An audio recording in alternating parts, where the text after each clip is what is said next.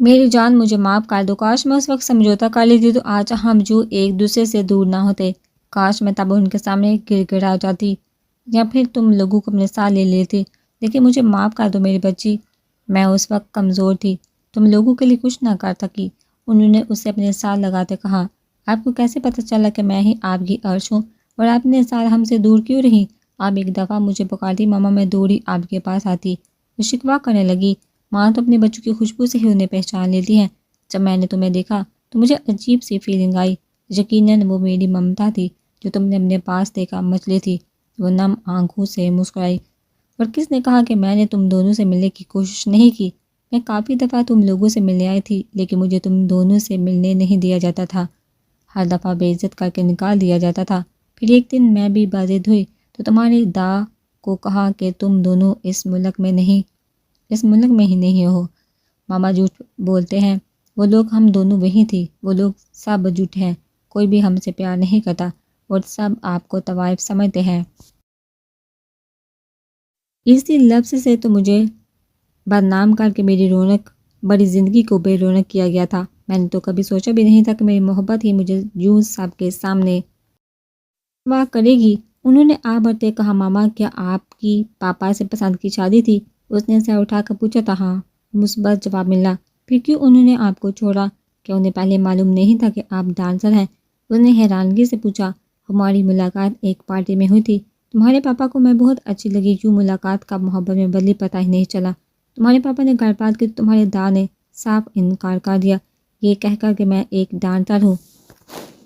لیکن تمہارے پاپا کے بھوک ہڑتال اور گھر سے دوری کی دھمکی پر آخر انہیں ہتھیار ڈالنا ہی پڑے اور یوں ہماری شادی ہو گئی۔ وہ اپنے وقت کو یاد کرتی مسکرائی، تمہارے پاپا کے سانگ میری زندگی کسی جنت سے کم نہیں تھی، پھر اللہ نے ایک سال بعد تم دونوں کو میری جولی میں ڈال دیا۔ میری پری کو انہوں نے اس کی برستی آنکھوں پر بوسہ دیا، لیکن جی شاید یہ خوشیاں وقتی طور پر میرے دامن میں ڈالی گئی تھی کہ تمہارے داء کو بیٹیاں نہیں بلکہ بیٹے چاہیے تھے، اور اچھی تو میں انہیں پہلے ہی نہیں لگتی تھی۔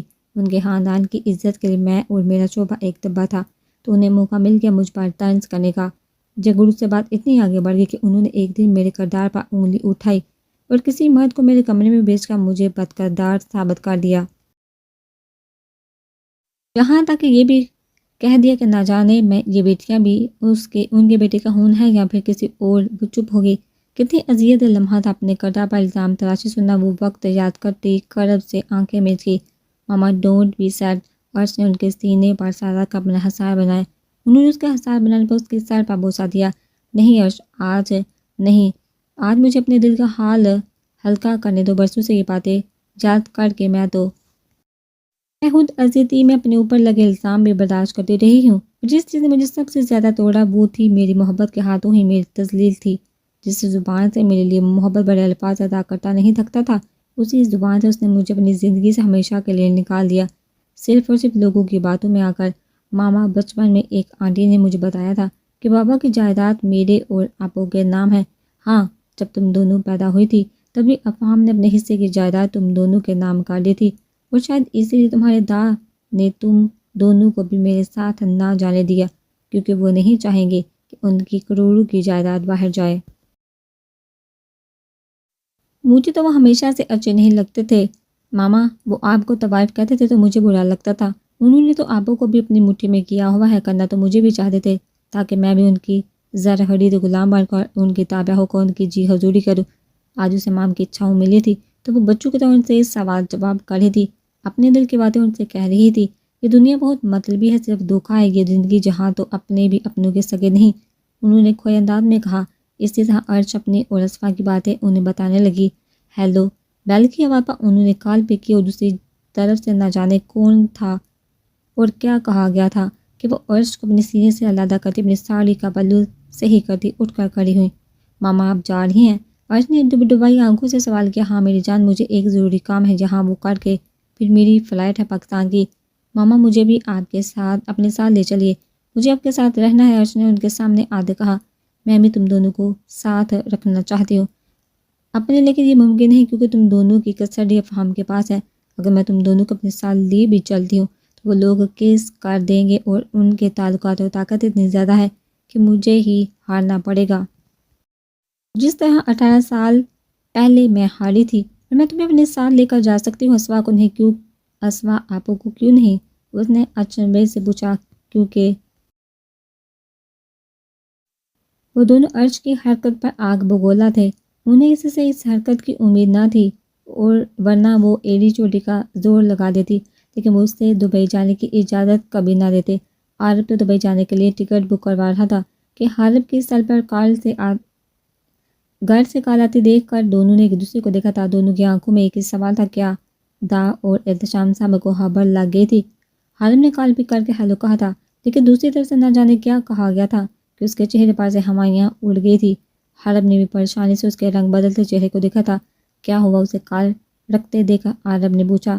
ڈیڈ کی کال تھی، دا کا بلڈ پریشر بہت ہائی ہو گیا ہے، اس نے پریشانی سے بتایا۔ یہ سب اس عرش کی وجہ سے ہوا ہے، اسے تو میں چھوڑوں گا نہیں، بس ایک دفعہ ہاتھ تو لگ جائے۔ اس نے ٹیبل پر مکہ مارتے کہا، اور وہ دونوں گھر کے لیے روانہ ہوئے۔ وہ دونوں گھر پہنچے تب تک ڈاکٹر کا چیک اپ کر کے جا چکا تھا۔ وہ دونوں ان کے پاس بیڈ پر بیٹھ گئے۔ دا نے اپنی آنکھیں کھولی تو ان کی آنکھوں میں غصے کی سرخی تھی۔ اسے گھر واپس بلاؤ ابھی، اور اسی وقت انہوں نے نکاہت مگر غصے سے کہا، جی دا آپ ریلیکس رہیں، اس وقت آپ کو آرام کی ضرورت ہے۔ حال میں ان کا ہاتھ چوم کر کہا، نہیں میں ٹھیک ہوں، بس تم اسے کسی بھی طرح آج ہی بلواؤ، اس نے ہماری نرمی کا ناجائز فائدہ اٹھایا ہے۔ پہلے ہم اس کے لیے اس کے داں تھے، لیکن اب سے وہ ہم اس کے لیے صرف ابتہاج مرزا ہے، اور اسے اب سے ہمارے سلوک پر نہ صرف چلنا پڑے گا بلکہ ہمارے سارے فیصلے ماننا پڑیں گے، کیونکہ انہوں نے کراہتے لہجے میں کہا، جی جیسا آپ چاہیں گے ویسا ہی ہوگا۔ دا پر انجیکشن کی وجہ سے غنودگی چھا لی تھی، تو وہ سب ان کے آرام کی غرض سے کمرے سے چلے گئے تھے۔ جو حقیقت اسے انہوں نے بتائی تھی وہ سن کر ششدر تھی، یعنی انہیں اتنی بڑی بات سے بے خبر کہا گیا تھا۔ وہ مزید بدگمان ہوئی، یعنی وہ لوگ صرف جائیداد کے لیے انہیں اپنے پاس رکھے ہوئے تھے۔ اسے گن آ رہی تھی ان سب سے جو اپنوں کی آڑ میں دشمن تھے۔ وہ کب سے سن بیٹھی ان تصویروں اور باتوں کو سوچ رہی تھی، سوچ کر اسے اپنے باپ سے ہی نفرت ہو رہی تھی، جو نہ ایک اچھا شوہر ثابت ہوا اور نہ ایک اچھا باپ۔ وہ ایک نتیجے پر پہنچ چکی تھی کہ اب وہ ان لوگوں کا اصل روپ اسوا کے سامنے لا کر رہے گی، تاکہ وہ جو ان کے گیت گاتی ہے اسے بھی تو پتہ چلے کہ وہ لوگ ان کے اپنے ہیں بھی یا نہیں۔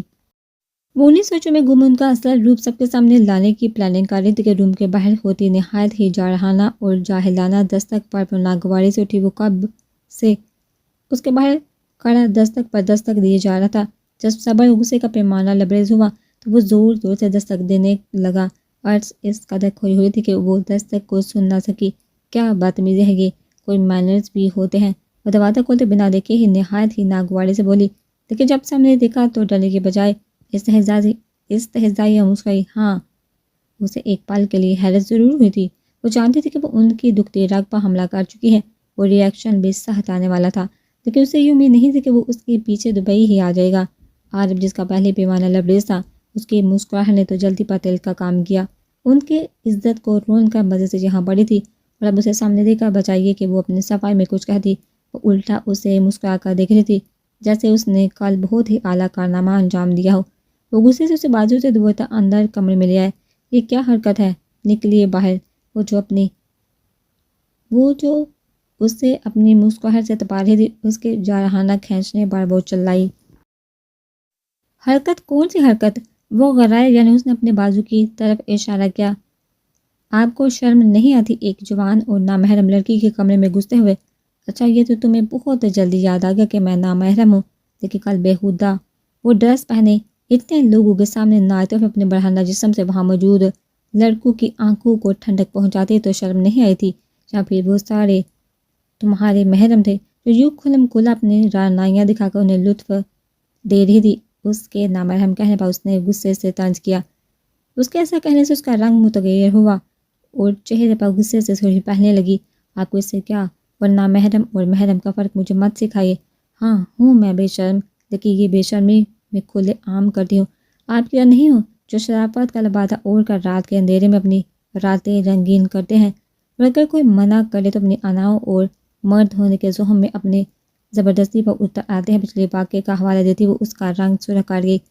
اور ہاں، میں پہنچاتی ہوں ٹھنڈک ان کی آنکھوں کو، اور شاید یہی بات آپ کو ناگوار گزری کہ میں آپ کی آنکھوں کو ٹھنڈک کیوں نہیں پہنچاتی۔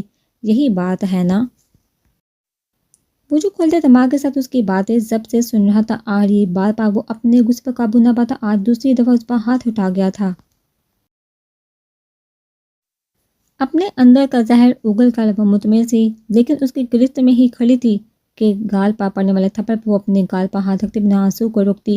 اسے ستم گر کو دیکھنے لگی جو تھپڑ مار کر بھی پشیمان نہ تھا، ورنہ تھپڑ کی شدت اس قدر تھی کہ وہ منہ کے بل گرتی اگر عارف کی گرفت اس کے بازو پر نہ ہوتی۔ کیا بکواس کی، ہاں میں اپنی راتیں رنگین کرتا ہوں، یہی کہا نا تم نے؟ وہ دوڑا۔ لگتا ہے تمہارے دماغ کے ساتھ ساتھ آنکھیں بھی خراب ہو گئی ہیں، جو میرے بارے میں ایسی بکواس کاڑھی خود اپنی آنکھوں سے دیکھا اور کانوں سے سنا تھا۔ تم نے کہ کون بے قصور ہے اور کون نہیں، اس نے غصے سے اسے جھنجھوڑا جو اپنے گال پر ہاتھ رکھے ششدر کھڑی تھی۔ اور میری چھوڑو، تمہاری ہمت کیسی ہو اپنے بارے میں ایسی بکواس کرنے کی؟ بھول گئی ہو؟ یاد کروا دیتا ہوں، افسام مرزا کی بیٹی ہو، مرزا خاندان کی عزت، وہ خاندان جو اپنی عزت کے لیے جان لے بھی سکتا ہے اور جان دے بھی سکتا ہے، اور ان کی عزت سے کھیلنے والے کو زندہ درگور بھی کر سکتا ہے۔ تو تمہاری ہمت کیسے یہ بکواس کرنے کی؟ اور تم میری آنکھوں کو ٹھنڈک بخشنے کی بات کرتی ہو، تو اس کے لیے مجھے ان لوگوں کی طرح گھٹیا محفلوں کا حصہ بننے کی ضرورت نہیں ہے۔ تمہارے ساتھ ایک جائز رشتہ بنا کر بھی میں تم سے سکون حاصل کر سکتا ہوں، اس لیے اپنی اس گری ہوئی سوچ کو اپنے تک محدود رکھو۔ اس نے اس کے دماغ پر انگلی مارتے کہا۔ کون سی عزت؟ کیسی عزت؟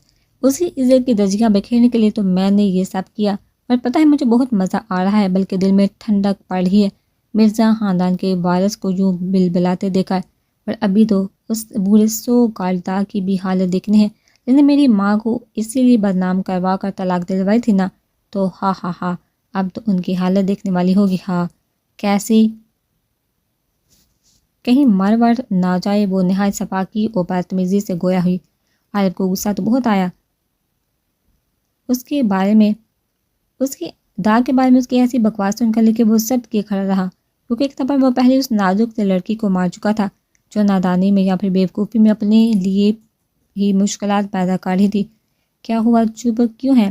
ایک تھپڑ اور ماریے نا، آپ کے مہان داغ کے بارے میں گستاخی جو کی میں نے، اس نے مسکراتے ہوئے کہا۔ عارف کو اس کی حالت پر شک ہو رہا تھا، جو تھپڑ کھا کر بھی بجائے بپھرنے کی ہنس رہی تھی جیسے اس نے اس کا گال پر تھپڑ نہیں نرم سا گلاب مارا ہو۔ ویٹ ابلا کیوں ماریں گے آپ لوگوں کا چہرہ جو میرے سامنے آ گیا ہے؟ میری بہن کو تو پھنسا لیا تم لوگوں نے، لیکن مجھے اپنے سو کالڈ محبت کے جان سے میں نہیں ڈال سکتے تم لوگ۔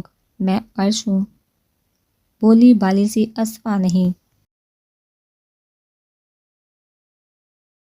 اسما ہو بھی نہیں سکتی کیونکہ وہ تمہاری طرح بیوقوف نہیں جو دوسروں کی باتوں میں آ کر اپنوں سے بپڑے۔ ہاں جانتی ہوں میں سب، تم سب کے دوگلے چہروں کو اچھے سے جانتی ہو۔ نے تنفر سے کہا، اتنے بڑے بڑے بول مت بولو اور نہ ہی میرے غصے کو ہوا دو کہ میں یہی تمہارا کام تمام کر دوں۔ تمہاری عافیت اسی میں ہے کہ ابھی میرے ساتھ پاکستان واپس چلو، اس نے وارن کیا۔ ابھی میری ویکیشنز ہیں اور میں یہاں انجوائے کرنے آئی ہوں، اس لیے اب تم اپنی دوگلی اور بدصورت شکل کو بلکہ سائڈ نہیں، میری نظروں سے دور کرو۔ وہ انتہائی بدتمیزی سے گویا ہوئی، بہت ہو گیا، اب جتنا میں خود کو کام رکھنے کی کوشش کروں تم اتنا ہی پھیل رہی ہو، اور جانا تو تمہیں میرے ساتھ ہے۔ اور ابھی کہتے ساتھ اسے بازو سے پکڑ کر کھینچتے باہر لے جانے لگا۔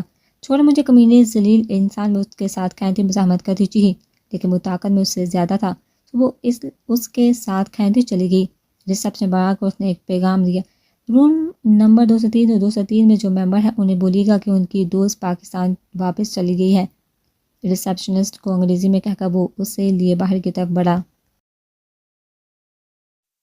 اسی دوران عرش جتنی مزاحمت کر سکتی تھی کرتی رہی۔ لوگ اس کے چہرے پر اس کی طرف ایک سیکنڈ کے لیے دیکھتے، لیکن پھر اس کی بات کو نہ سمجھتے سر جھٹک کر اپنے کاموں میں لگ جاتے۔ اسی دوران عارف اسے گاڑی میں پٹا چکا تھا اور گاڑی ایئرپورٹ کے راستے گامزن تھی۔ جب عرش کو لگا کہ اس کے چہرے چلانے کا کوئی فائدہ نہیں تو وہ بھی باہر کے دوڑتے مناظر کو دیکھنے لگی۔ اسے ایسے حرف کا کال کر کے عرش کے بارے میں پوچھنا عجیب لگا تھا، لیکن وہ پھر اسی وضاحت پر پوری تو نہیں لیکن کسی حد تک مطمئن ہوئی تھی۔ آج ان کے پیپر سے پہلے کالج کا ہی دن تھا کیونکہ پرسوں سے ان کے پیپر سٹارٹ ہو رہے تھے۔ وہ اور سویرا کلاس میں بیٹھی ہوئی تھی، ابھی سر فرقان کلاس لے کر گئے تھے اور اگلی کلاس ڈاکٹر اسفندیار کی تھی، لیکن وہ ابھی تک کلاس میں نہیں آئے تھے کہ اسے حرف کی کال لگی۔ وہ اٹینڈ تو نہیں کرنا چاہتی تھی لیکن اس نے پک کر لی اور سویرا سے ایکسکیوز کرتی باہر آ گئی کیونکہ وہ جانتی تھی کہ کالج کے ٹائم پر اس نے اپنا ٹھٹر پن سنانے کے لیے نہیں بلکہ ضرور کسی ضروری بات کے لیے ہی کال کی ہوگی۔ کال اٹینڈ کر کے وہ کلاس میں داخل ہوئی تو ڈاکٹر اسفند پہلے سے ہی کلاس میں موجود تھے۔ اسے شرمندگی ہوئی اور وہ گھبرا بھی رہی تھی کہ کہیں وہ اس کی انسلٹ ہی نہ کر دے، کیونکہ اس کالج کے سارے ٹیچرز یہ رولز کے معاملے میں کافی سخت تھے۔ ڈرتے ڈرتے اس نے اجازت مانگی تو سبھی اسٹوڈنٹ کا دھیان اس کی طرف ہوا۔ یس کامن، وہی نرم لہجہ جو وہ پچھلے ایک ہفتے سے رکھے ہوئے تھا۔ اسوا نے حیرت سے اس کے نرم لہجے میں اجازت دینے پر کلاس میں قدم رکھا تھا تو وہی اسٹوڈنٹ کا وہ مزید فیوریٹ بن گیا تھا۔ کہاں تھی تم؟ اتنی دیر لگا دی کال سننے میں؟ سویرا نے آہستہ آواز میں اسے پوچھا۔ ہاں، غیر سے کال تھی، اس نے بات کرنی چاہے۔ اس سامنے دیکھا جہاں آپ سب اسٹوڈنٹ کو ان کا ٹیسٹ دیتے انہیں ان کی غلطیاں بتا رہے تھے۔ یار میں نے اپنی لائف میں اتنا سافٹ سر کبھی نہیں دیکھا۔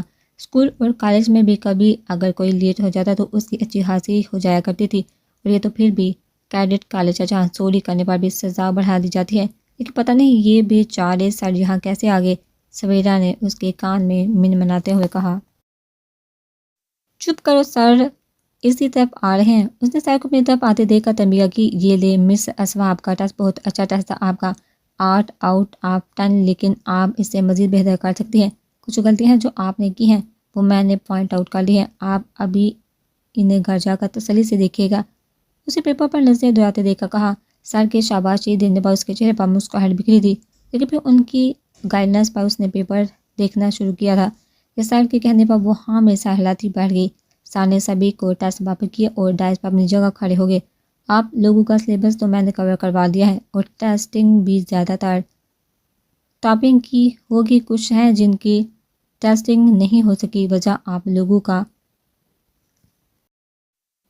لینتھی کورس سلیبس اور ٹائم کا شارٹ تھا۔ بہرحال آپ نے اور میں نے پوری کوشش کی کہ جتنی بھی تیاری ہو سکے ہم کریں، لیکن اگر پھر بھی آپ لوگوں کو لگتا ہے کہ کسی چیز میں آپ کو پرابلم آ رہی ہے تو آپ لوگ کل بھی کالج آ کر مجھ سے رابطہ کر سکتے ہیں۔ شکریہ سر، لیکن ایسے آپ کو پرابلم تو نہیں ہوگی؟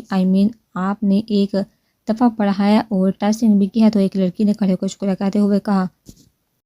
کہتے ہوئے سوال کیا، اس کی بات پر سر مسکرائے۔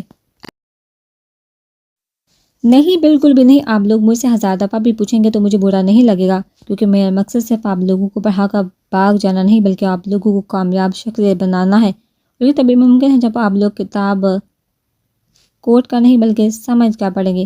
چہرے پر مسکراہٹ اپنے عدلی نرم لہجے میں کہتے وہ اسٹوڈنٹ کو اپنے آئیڈیا لگے۔ اسوا غور سے ان کی باتیں سن رہی تھی، اس کے دل میں ان کا احترام کا لیول مزید بڑھا تھا۔ وہ پرائیویٹ اور شہر کے بڑے کالج میں پڑھی تھی جہاں لڑکے بھی تھے اور اکثر ٹیچرز اور اسٹوڈنٹ بھی۔ جب طلع کلامی ہو جاتی تو کچھ میل ٹیچرز بھی اپنے عہدے قبول کر ایسی باتیں کر جایا کرتے تھے کہ وہ حیران رہ جاتی تھی کہ کوئی استاد جیسے روحانی باپ کا درجہ دیا گیا ہے اسلام میں، وہ کیسے یہ سب کہہ سکتا ہے؟ اسے افسوس ہوتا تھا انہیں دیکھا، مانا کہ آج کل کے نوجوان بھی کسی سے کم نہیں، لیکن اس کا مطلب یہ تو نہیں کہ استاد بھی اپنا رتبہ بھول کر ان کے لیول پر آ کر گھٹیا قسم کے القابات یا الفاظ یوز کرے۔ استاد کا تو کام ہے کہ وہ بگڑے ہوں کو سیدھی راہ دکھائیں، اور فرض کر کے وہ سدھرنے والے نہیں تو ان کے لیول پر اتر کر استاد جیسے رتبے کو بدنام کرنے کی بجائے چپ کر کے وہاں سے رخصت ہو جانا چاہیے۔ وہ اپنی سوچوں میں سامنے کھڑی استاد اردو سے استادوں کا معائنہ کرنے میں اتنا مگن تھی کہ اسے سر کے جانے کا پتہ بھی نہ چلا۔ ہاں ہوگی، سویرا نے اس کا کندھا ہلایا۔ کہیں نہیں، اس نے نفی میں سا ہلایا اور ٹائم دیکھا تو ان کا فری پیریڈ تھا۔ کلاس میں نظر دوڑائی تو اکا دکا لوگ ہی کلاس میں تھے، وہ بھی باہر جانے کے بجائے بک نکال کر پڑھنے لگی جس کا پرسوں پیپر تھا۔ کتابی کیڑا سویرا نے چڑھتے اسے القابات دیتے اس سے بک چینی۔ کیا؟ اسوا نے سوالیہ نظر سے اسے دیکھا۔ کیا کبھی تو اس کتاب کی جان چھوڑ دیا کرو، جب دیکھو تو اس سے ہی رٹے لگا رہی ہوتی ہو۔ کبھی کبھی تو میں سوچتی ہوں کہ تیرے انہوں نے فیوچر ہسبینڈ کو بھی کیا چیز ملے گی۔ جیلس ہونے کو مطلب کتاب؟ سیریسلی، اس نے ناک چڑھاتے کہا۔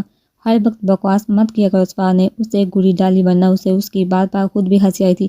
یہ سوچ کر کہ اس کا ہسبینڈ کتابوں سے جیلس ہو کر ہوا کرے گا، لیکن وہ جہاں ہنس کر اس کو مزید پھیلنے نہیں دینا چاہتی تھی، اس لیے اسے گولی سے نوازا۔